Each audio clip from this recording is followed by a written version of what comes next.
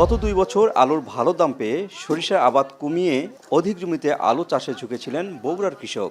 ফলে চলতি মৌসুমে 7,000 হেক্টর জমি বেড়ে আলুর আবাদ হয়েছে 64,000 হেক্টরে। ফলনও হয়েছে বাম্পার, উৎপাদন বেড়েছে প্রায় 2 লাখ টন। কিন্তু এত বিপুল পরিমাণ আলু সংরক্ষণের ব্যবস্থা না থাকায় বাধ্য হয়ে অল্প দামে বিক্রি করছেন কৃষক।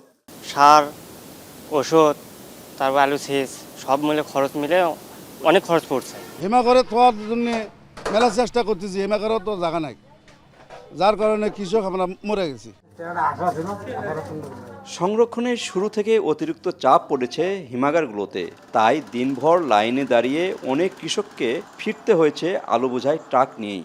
এত বেশি ছিল যে আবার আমরা 3 লাখের বেশি আলুর হয়ে গেছে, চাপ হয়ে গেছিলো। আমাদের ওদেরকে বুঝাইছি যে আর অন্যখানে দেখেন, বা অনেকেই বুঝেও গেছে, তারপরে বুঝতে গেছে চাপের মধ্যে আলুর দাম হবে কিনা এই মনে করে অনেকে ফেরত নিয়েও গেছে।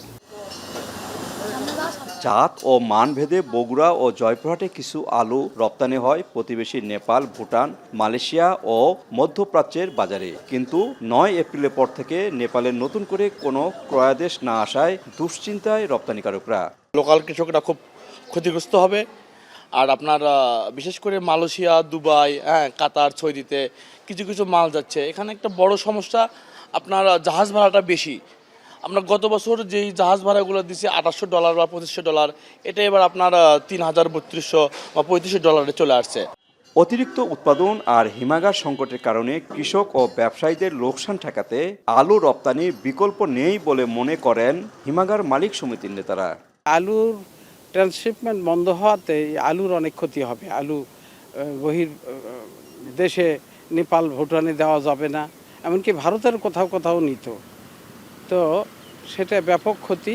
তো এই কারণে সরকারের এখন থেকে আলু রপ্তানির জন্য ব্যবস্থা, অন্য দেশে এই ব্যবস্থা যদি সঠিকভাবে না করা হয়, সেই ক্ষেত্রে কৃষকরা দারুণভাবে ক্ষতিগ্রস্ত হবে এবং এই ক্ষতি বহুমুখী ক্ষতি।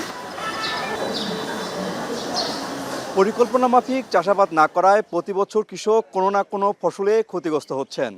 যেমন এবছর আলুতে প্রতি কেজিতে লোকসান গুনছেন 3 থেকে 4 টাকা। তাই কৃষি বিশেষজ্ঞদের মতে প্রতি বছরই যেন কৃষি বিভাগ পরিকল্পিতভাবে শস্য আবাদের কৃষকদের উদ্বুদ্ধ করেন। বগুড়ার কাহালু থেকে মাজেদুর রহমান, এখন।